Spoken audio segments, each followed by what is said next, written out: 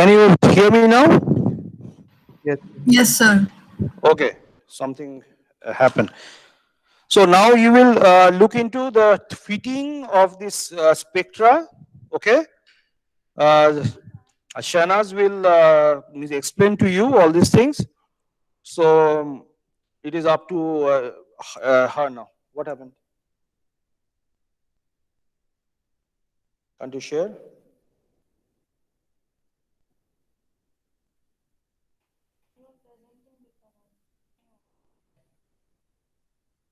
No, no, because I have put it. No, I have pinned it. So now it is coming.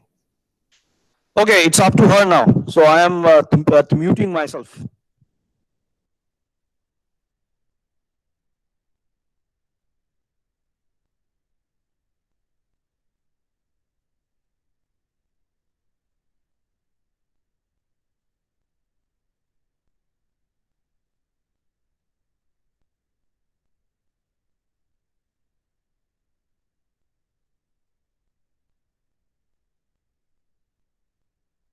My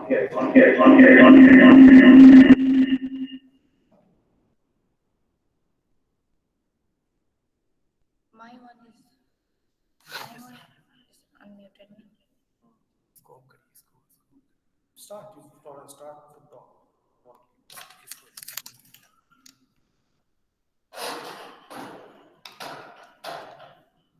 Good afternoon, all.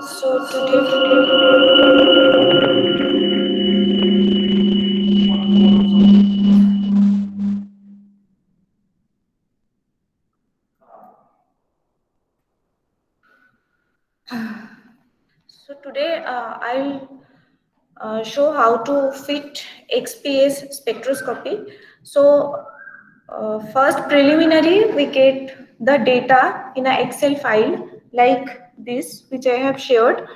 So for every material, we always get carbon 1s data, because carbon 1s, as sir has told, it's used as reference element for fitting any type of data.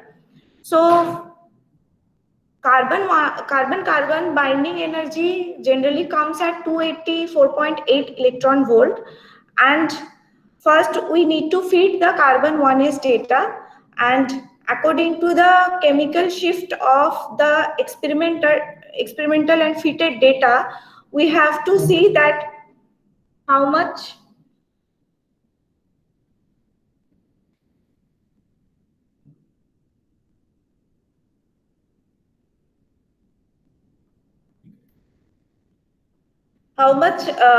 we have actually the carbon data is shifted, and according to that we have to either add or subtract the data of other elements.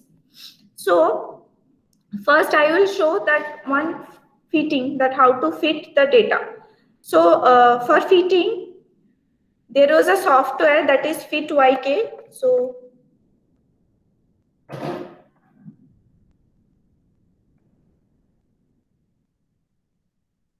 this is the FitYK software. Here you can FitYK 1.3.1. You can download it, install it, and start fitting by this software. There are other softwares like Kasha also, but this software is the easiest one to fit the XPS data. So I have already installed it. So this is the software. First you have to load your data. So go to data, quick load file, and suppose this one is carbon. So here you can increase the data points.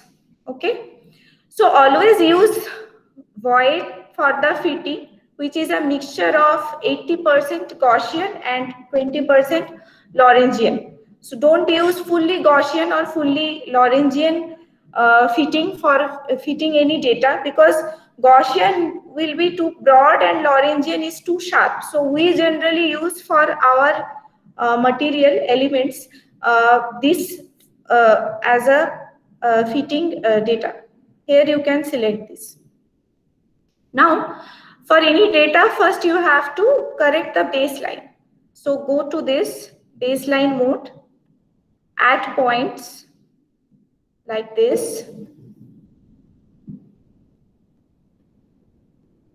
and now you just strip the background by this scissor. Okay, so your background is now corrected. Now these green data points are your experimental data points. Now you have to fit the data. You can fit the data by 1 peak, 2 peak, or any more than 2 peaks. So according to the broadening of the peak, you have to fit the data. So I am showing here. First I am adding 1 peak.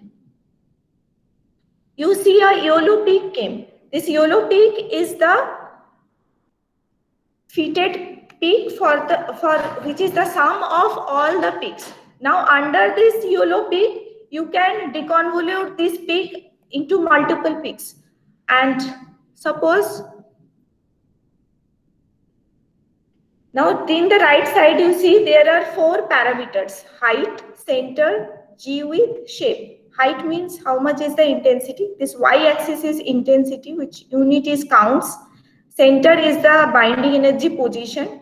G width is the width of the peak, and shape is the shape of the peak. Generally, I do not change the shape of the peak. By tuning these 3 parameters, height, center, and G width, generally we fit the data. Now, under this yellow peak, you can deconvolute into a number of peaks by adding here. Suppose, see, there 2 peaks came. Now, this yellow peak is the sum of 2 red peaks. This green data points are the experimental points. Yellow peak is the fitted peak, which is the sum of these 2 red peaks. Okay. And this below line is coming, that is the difference peak. So the better you fit the data, the minimum will be the difference peak. Actually, this difference peak should be the straight line. Means there will be no difference between the green data points, which are experimental data points, and the yellow peak. Now, suppose this is not fitting by 2 peaks. So I have to add 1 more peak by here.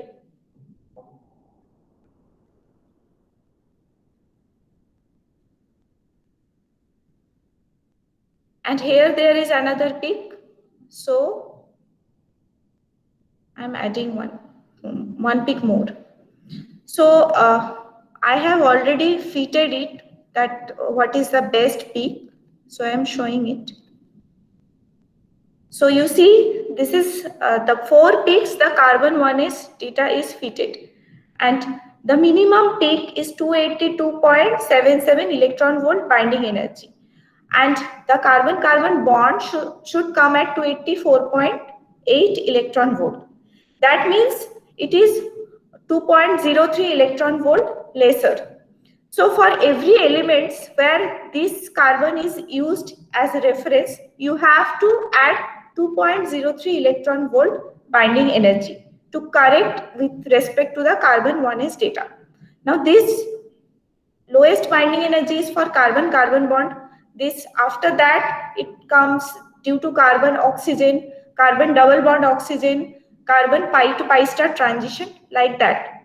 Now carbon-carbon bond comes at lowest energy, and above that, when an heteroatom is attached with carbon by some chemical binding, obviously the binding energy will increase, because the heteroatom like nitrogen, oxygen, it will have more electronegativity than carbon, so it will attract the electron from carbon. So the effective nuclear charge on carbon will be more, and more energy you should give to pull 1 electron from the carbon 1s orbital. That's why as you bind carbon with more electronegative element, the binding energy will increase. Now, this is the simplest one, that is carbon. Now I will show, like, this is cobalt 2p orbital. So you can see when I was fitting carbon 1s, then there was no spin orbit splitting, because 1s orbital, the s have no orbital angular momentum. But when I am going from s to p, like 2p orbital, then for 2p, L is equal to 1, means its orbital angular momentum value is 1, and the electron after ejection, there is 1 unpaired electron. So spin angular momentum is half.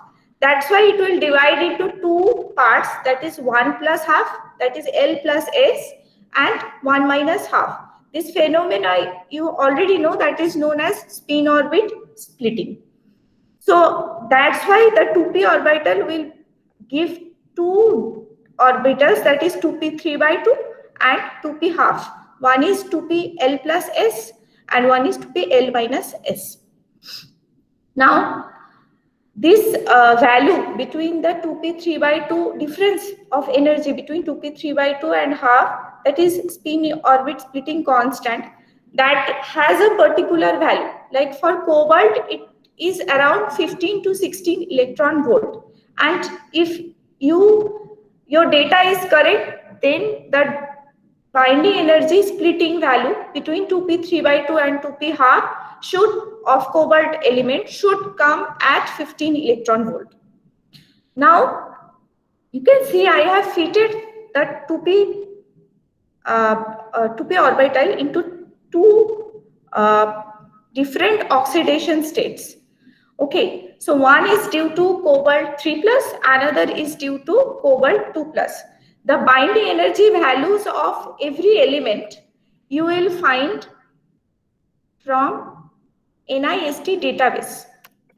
To go here.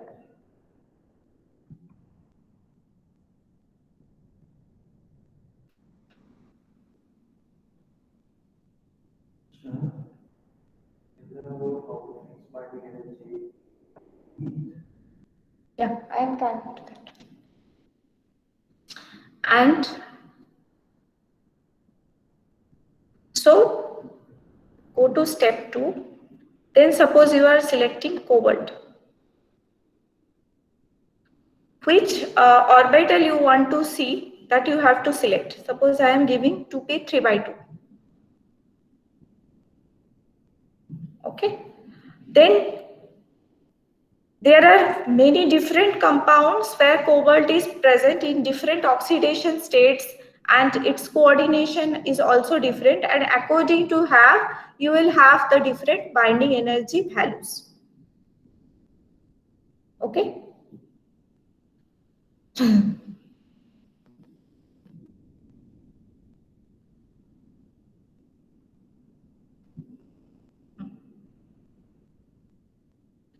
Now, along with that, there is also another peak coming at higher binding energy, that is called satellite peak. So that I'll come in later on. So first, you see that there is cobalt 3 plus and cobalt 2 plus. In general, the higher oxidation states should have higher binding energy than the lower oxidation states, because in higher oxidation states, electron will be attracted more to the nucleus, so the ejection of electron from the core level will require much higher energy. But in case of cobalt, it happens opposite. Like cobalt 2 plus generally comes at higher binding energy than cobalt 3 plus. This is because it depends on the magnetic moment of the element. Means cobalt 3 plus, if you see, the d orbital of cobalt 3 plus has d6 system, because it attains higher crystal field stabilization energy when it is in d6 configuration, in T2G6 configuration. That's why it is always in T2G6 configuration, whereas cobalt 2 plus is in d7 configuration. So cobalt 3 plus, as it has a d6 electronic configuration, it do not have any unpaired electron. That's why its magnetic moment is 0. And the spin orbit splitting value depends on the magnetic moment. So for a diamagnetic material, the spin orbit splitting is less. That's why cobalt 2 plus which is a paramagnetic material, its spin orbit splitting is higher and it comes at higher binding energy than cobalt 3 plus. But if you see iron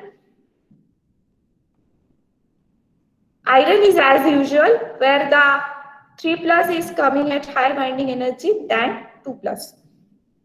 Now, suppose I want to know that in my material, on the surface of the material, how much iron 2 plus is present and how much iron 3 plus is present. I want to quantify it. Then you see, when I am clicking one tick, the area is showing here. Like here it is 1114 and here it is 753 and it is 1114. So the area ratio between these two will give the ratio of iron 3 plus and iron 2 plus present in my element. Okay. Now you see that I have fitted it. The left side, the G width is 1.3, whereas the right side, the G width is 2. G width is what? That is related to the full width half maxima. So full width half maxima is a unit as same as binding energy. So that's why the lower oxidation state should have lower FWHM and higher oxidation state should have higher FWHM. So as you go right side, it should have the higher FWHM. And yeah. So as I see show in the carbon 1s peak that this sorry.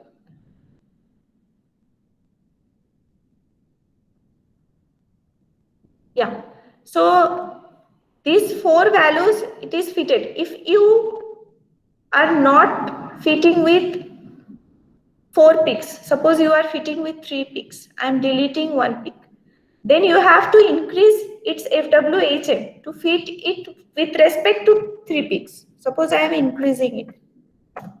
Okay.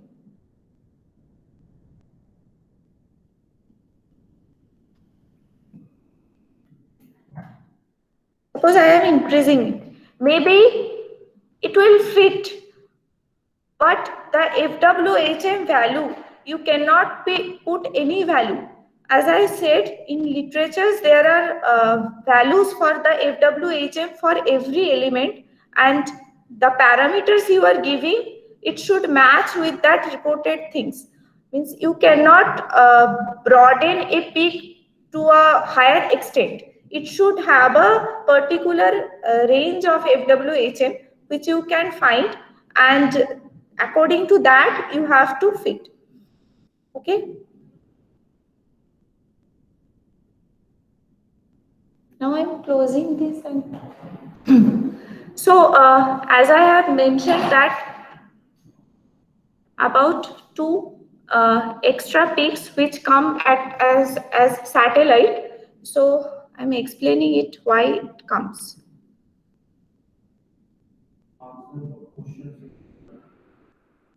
Up to till now, do you have any question? You can ask me.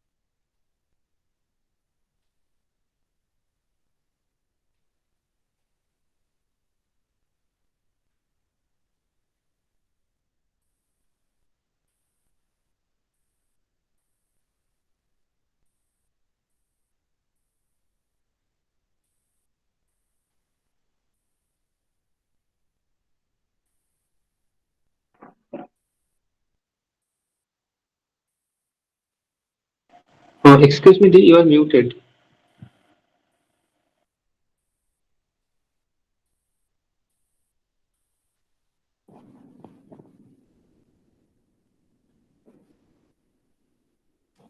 Suppose for cobalt and iron, it comes like this. So this is 3 by 2, half, and these two peaks are called satellite peaks. So for satellite peaks come because when the d orbital has an unpaired electron. Suppose cobalt 3d has an unpaired electron, or you can say copper. Copper 3D. When copper has a 3D 9 state, then it has a unpaired electron. Suppose for copper oxide, but Cu2O, this is copper plus 1 state. It is 3D 10 state. So it doesn't have an unpaired electron. So this will not show any satellite peak, but copper oxide will show a satellite peak. This is because when you have a 3D 9 electron, that means you have an unpaired electron in copper. And other state, the other electron is not present, that means a hole is present. So if I write according to the hole, that means it is a D1 state. This one is for the hole. And it has a oxygen. That means T6. Oxygen.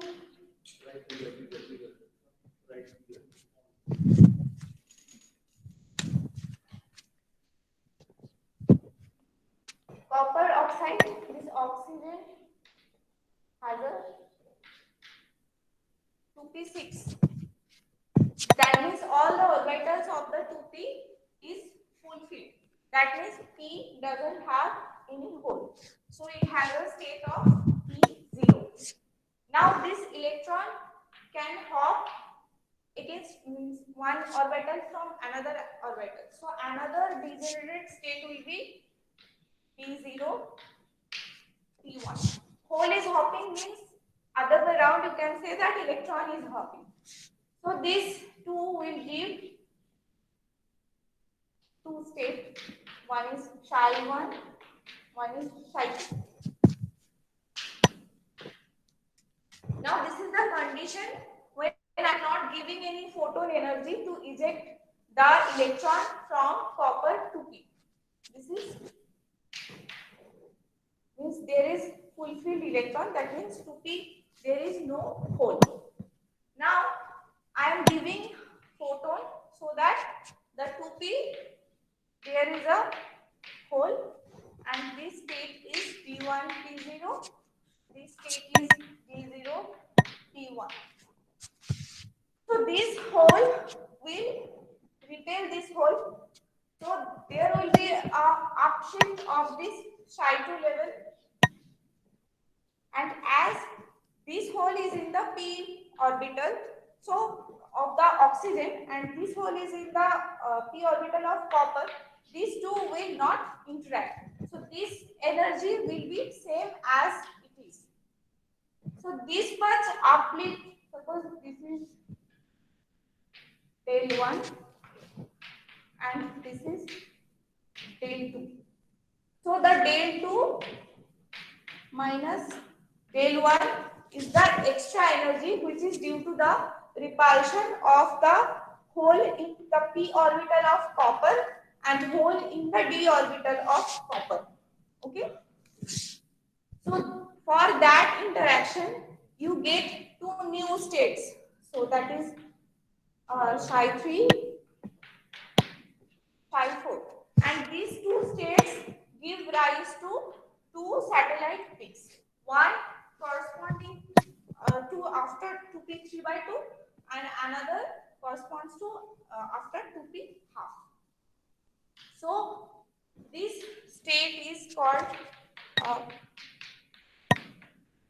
Weyl-Spring state, and this state is called Pauli-Spring state. It is Weyl-Spring because one in the p orbital of oxygen there is one hole, and in the d orbital of copper there is no hole. That means the hole is moving from the d orbital to p orbital, as I have created a hole in the p orbital of copper. That means this electron is screening the hole very well. That's why this is created, and that's why this state is called Weyl-Spring, and this state is called Bohr-Spring.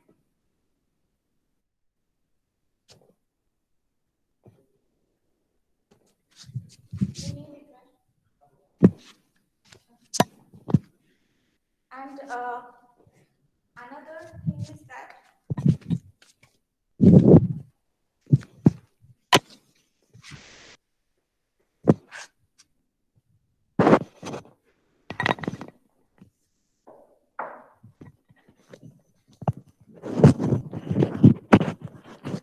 so whenever you have a unpaired electron in the d orbital, like cobalt 2p, copper 2p, you will get the satellite peaks at higher binding energy. Higher binding energy because this d electron is going to higher energy orbital, this unpaired electron in d, and its kinetic energy is lost due to excitation of this d electron to higher energy orbital. And as you know that the photon energy is equal to kinetic energy plus binding energy plus some work function. So as the kinetic energy is lost, that means in other way around the binding energy is increasing, because this photon energy which we are supplying by aluminium K alpha or magnesium K alpha is fixed. So as kinetic energy is lost, that means binding energy is increasing. So the satellite peak always comes at higher binding energy than the main peaks.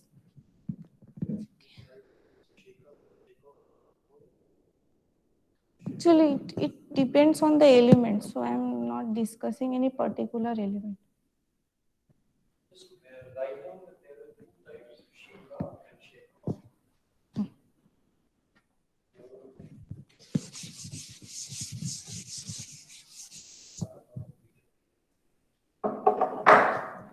And there will be two satellite peak. One is shake up, another is shake off satellite peaks. And yeah. Now, as I have mentioned, that when we get the data, we get a survey spectrum also, which have the information of all the elements. Suppose I have a material like copper ferrite. So I will get in the survey spectrum from the whole binding energy level, suppose 0 to 1200 electron volt. I will get all the spectrums like copper 2p 3/2, copper 2p half, iron 2p half, oxygen 1s, carbon 1s, and along with that we got some peaks due to Auger spectrum. Suppose copper LMM. I am mentioning it for copper because generally copper 0 and copper plus 1 oxidation state, these two have very less binding energy gap, 0.4 electron volt to 0.5 electron volt. And because of that, you cannot really deconvolute copper 2p peak into these two oxidation states because of this low binding energy difference. So then you have to know the copper LMM Auger spectra. Suppose this is LM1, M2. How this name came? So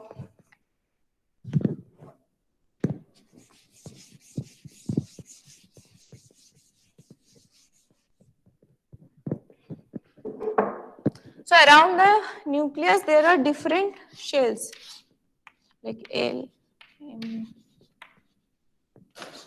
K, right? Like that. So you are giving a photon energy. So an electron from K level will be ejected. So this position there will be a hole. So the next electron to fulfill the position of the hole will come from the L level to K level. So then there will be a hole in the L level and K level will be filled with the electron from the L level. Now as electron is moving from a higher energy state to lower energy state, it will lose some energy and this energy will be utilized to eject another electron from a higher energy level like M1. So Auger electron actually involves 3 electrons. 1 electron first will be ejected by the photon energy, that is K. Another electron will come from a higher energy level to this ground level to fulfill the vacancy of the electron, that is L, and the energy lost by the movement of the electron from the higher energy to lower energy will be utilized to eject another electron from a more higher energy level, that is M1. So by this nomenclature like KLM1 or LMM1 come. So from the position of the Auger peaks, you can differentiate between copper 0 and copper 1 oxidation states. And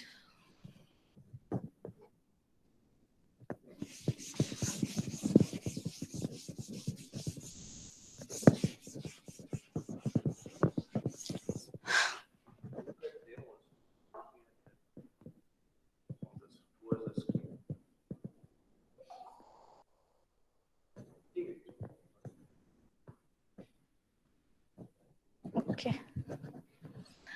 And there is another exception that, as I have told, that oxygen 1s, this 1s, L equal to 0, S equal to half. So it doesn't show any spin orbit splitting. It will give only one peak due to oxygen 1s. But suppose you are considering manganese 3s or iron 3s. This will give 2 peaks, and this is not due to spin orbit splitting, this is due to the exchange interaction, because manganese have a 3d orbital also, which has 5 unpaired electrons and that are parallelly aligned.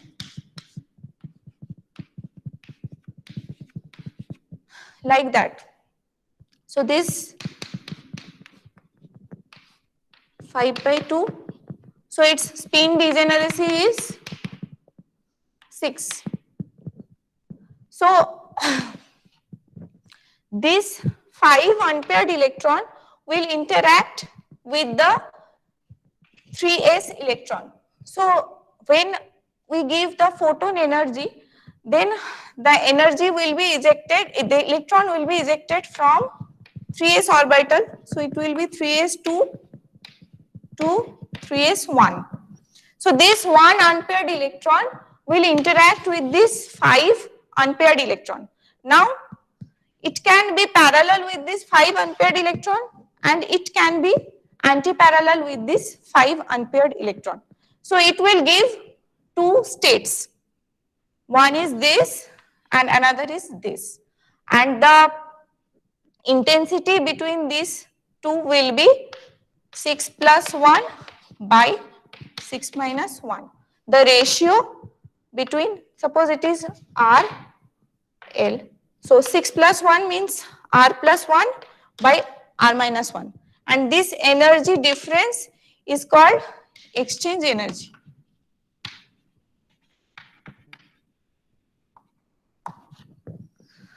So in spite of having no orbital angular momentum for this 3s of manganese or iron or any elements in that group, you always have 2 peaks.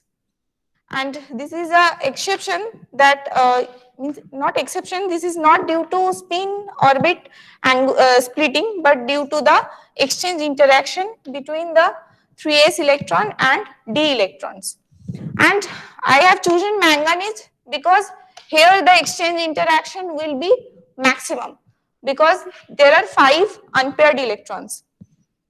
So it will go like this.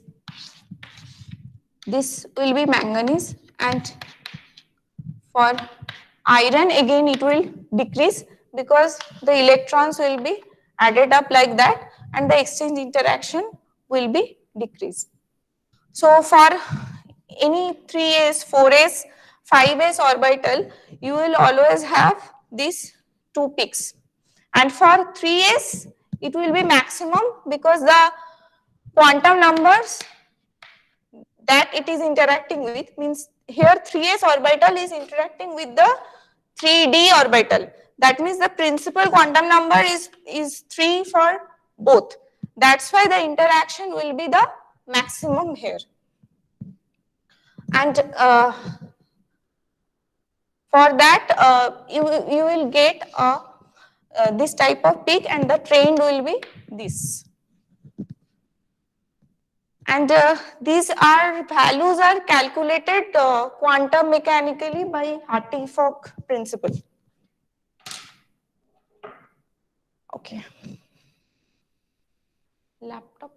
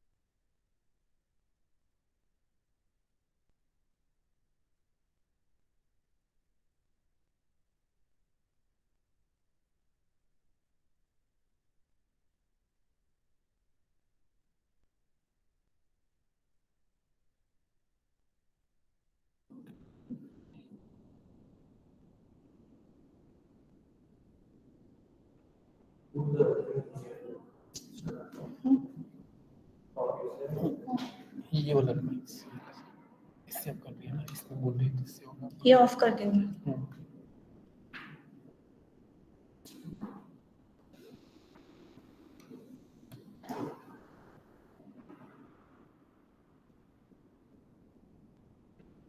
So after fitting all the data, you go to here, save data, select all this, and then save the data, suppose. Okay, and then in origin you can plot like this, all the peaks will come like that. So you can choose different color to show different type of peaks or oxidation states present. And suppose I have done here, and from XPS you can obviously know the oxidation states, and along with that you can know that how much charge transfer is possible between two elements or two materials. Like here I have shown that I have a alloy which is nickel and molybdenum, and here I got, you see, three types of oxidation states: nickel 0, nickel 2 plus, and nickel 3 plus. And this is after sputtering with argon plus. So generally we do the argon plus sputtering to etch out the surface. So in the surface, when we do XPS, there are a lot of surface oxide materials. So in spite of having a metallic state, we get maximum oxide phases. Means when you see that below peak, when I am not done any sputtering, the oxidation states are maximum +2 and +3. But when I am doing the argon sputtering, you can vary that how much depth you want to go. So you can sputter 10 nanometer, 20 nanometer, and accordingly. So here I have done 20 nanometer sputtering. That means from the surface 20 nanometer is etched out. So you see that as I go from surface to core level, the zero oxidation state is increasing and the 2 plus 3 plus state is decreasing. Same with molybdenum. And from here, actually the binding energy from nickel and molybdenum, I have an alloy material, and also I have done with only metallic nickel and only metallic molybdenum. And from the difference in the peak position, suppose when I am only nickel, the binding energy was 852.71 electron volt, and when I have the alloy material, the binding energy is 852.41. That means the binding energy for Ni2 state is decreasing when I am incorporating molybdenum into nickel. That means nickel is taking some electron from any other element. Now that element can be anything, like some other element that is present, or oxygen or anything. So that for that I have done also molybdenum, and you see the molybdenum is showing the reverse trend. That means molybdenum's oxidation state is increasing. That means the electron is going from molybdenum to nickel. That's why the electron binding energy is shifting oppositely. So from here you can conclude that which element is giving electron to which element, and or which material is giving electron to which material. Basically the charge transfer phenomena. So from XPS we can conclude that we can know various things like presence of different oxidation states, ratio of different oxidation states, ratio of different elements. Like here, if I take the area under the curve between nickel 0 and molybdenum 0, I can know that in the surface what is the atomic percentage of nickel with respect to molybdenum, and charge transfer from one element to another element, and the variation of amount of element by depth profiling or argon sputtering. So yeah, argon plus sputtering. So I'm done. If you have any question, please ask me.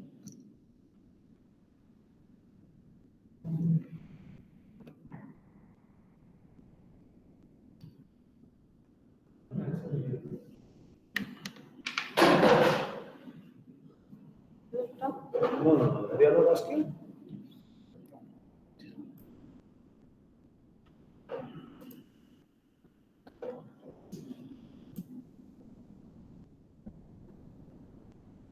Please ask.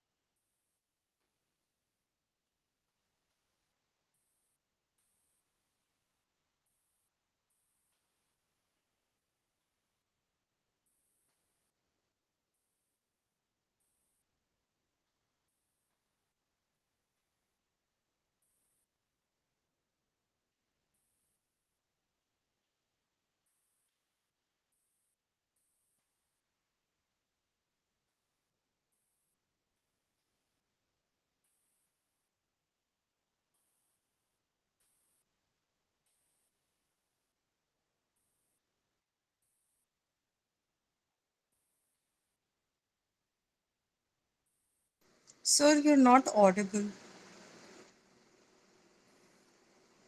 Now it's okay? Yes, sir. Okay. So don't you have any question regarding the fitting? And she has explained a lot of things regarding the satellite peak and the cobalt. Of course, the recording I will send to you. You can always see that. So any sample surface, that's what I am saying, that when you introduce inside the XPS chamber, it is not very clean sample surface. So one needs to always sputter a bit. Okay, sputtering is always essential. So basically to take off the dirt from this surface. Okay, and then the depth profiling, if one needs to do, they have to do the argon sputtering as she mentioned. Okay, that is the way things are done. Once I share this with you, you can always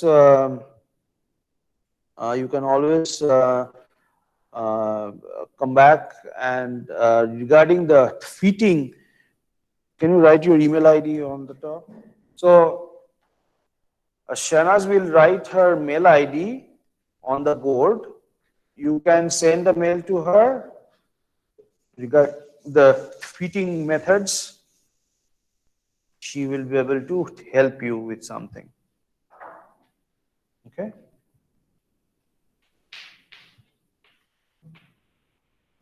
Can be seen.